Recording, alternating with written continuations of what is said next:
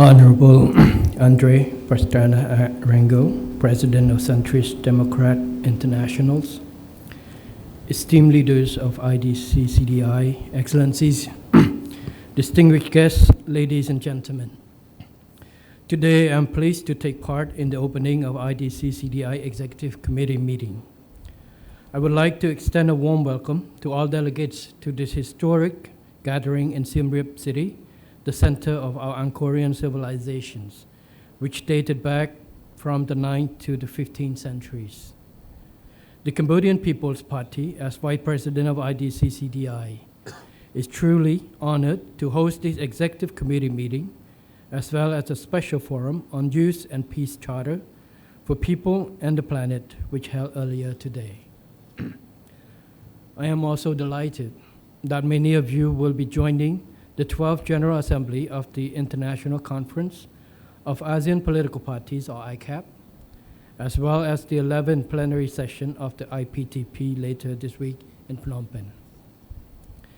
Let me seize this opportunity to convey my respect and profound gratitude to Samdech Kep Maha Senapati Techo Hun Sen, President of CPP and President of the Senate of Kingdom of Cambodia, for his visionary leadership in peace building, reconciliation, and development in our countries.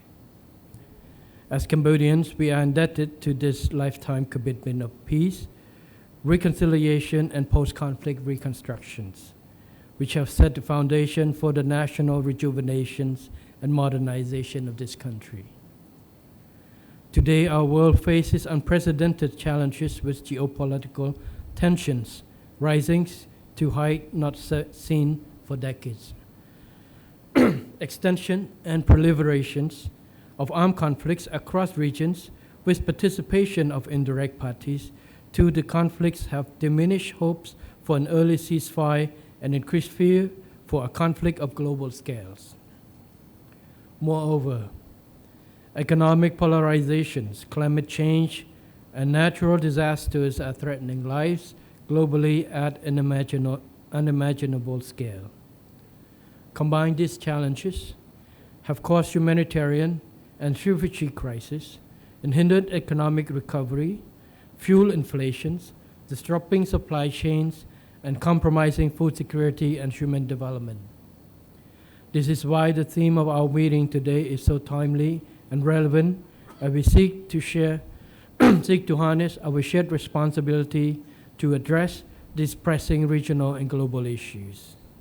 I believe that together we could be impactful advocates of peace and dialogues and cooperation that aim to accelerate our economic and social recovery toward development and prosperity. Cambodia, as a small state, embraces an independent foreign policy with respect to international laws, which requires that we strive to strengthen our national resilience in political, security, socio-economic, and cultural fields. Cambodia stands ready to contribute to peace across our regions. As a matter of fact, Cambodia has lost several decades to its protracted civil war. But we have managed to restore full peace for more than 2 decades and have achieved prosperity through economic liberalizations and reintegrations into global economy to present days. The fact that next week Cambodia will be hosting the Siem Reap Angkor Summit on the Mind-Free World is a testimony of how Cambodia has emerged stronger and more resilient from being merely a victim of war to becoming one of the torchbearers of peace who is globally recognized as one of the most active deminers and mine action advocates. Excellencies, ladies and gentlemen, we are witnessing in recent years the rise of multipolarity in the New World Order, driven in part by globalization, technological advancements, and the rise of emerging economies. Today's emerging 21st century world leader is marked by a multiplicity of actors, civilization, and cultures. In another word, it is a world of interconnectedness and interdependence. In Southeast Asia, we fully embrace these multiple civilizations, diversity,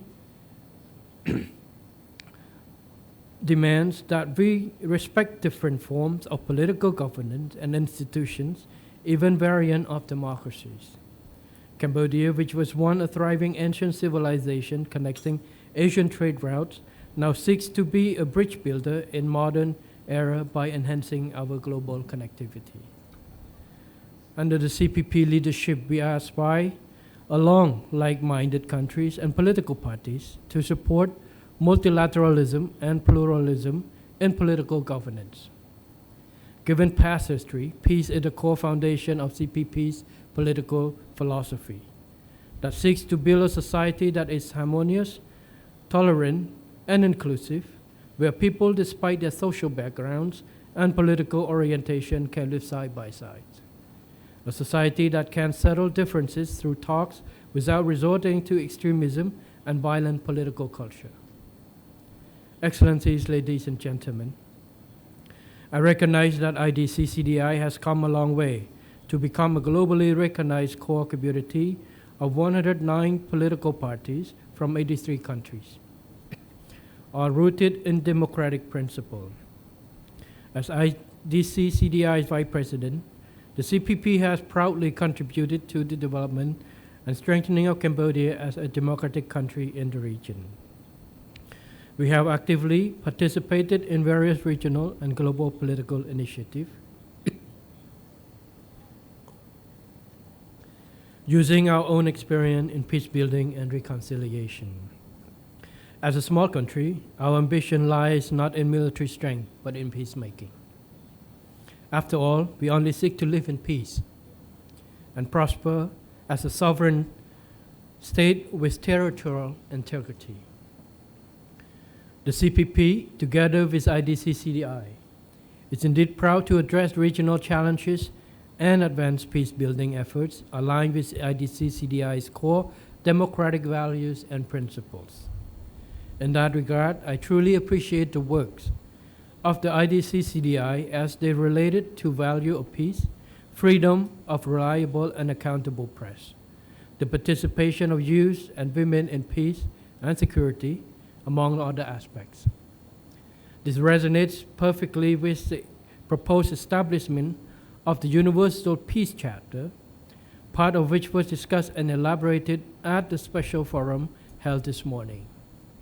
I believe that we are witnessing the historical moment in modern history in that government, parliamentary, political parties, and civil society organizations from across the globe reach this common vision of having in place a universal peace architecture that is open, inclusive, people-centered, and action-oriented. Moreover, it is complementary to the function of the United Nations in peace building. As such, I would like to encourage our IDC-Cdi global family to support and partake in this journey together. I am fully convinced that IDC-Cdi's unwavering commitment to this process will enable us to better adapt to changing geopolitical and geoeconomic circumstances, build unity in diversity, and strengthening relations with our partners based on trust and mutual respect.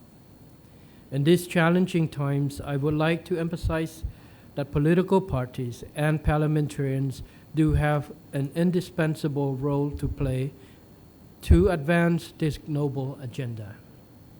Excellencies, ladies and gentlemen, our gathering over the next few days are efforts to secure common position for ensuring worldwide security, stability, and development. I am confident that IDC-Cdi can provide valuable inputs for our discussions as well as identify some policy recommendations to promote peaceful coexisting for greater interest of our people. On that positive note, allow me now to conclude my speech by wishing our IDC-Cdi family continued success and good health. I hope all distinguished participants have a comfortable and pleasant stay in our cultural city of Siem Reap. Thank you very much.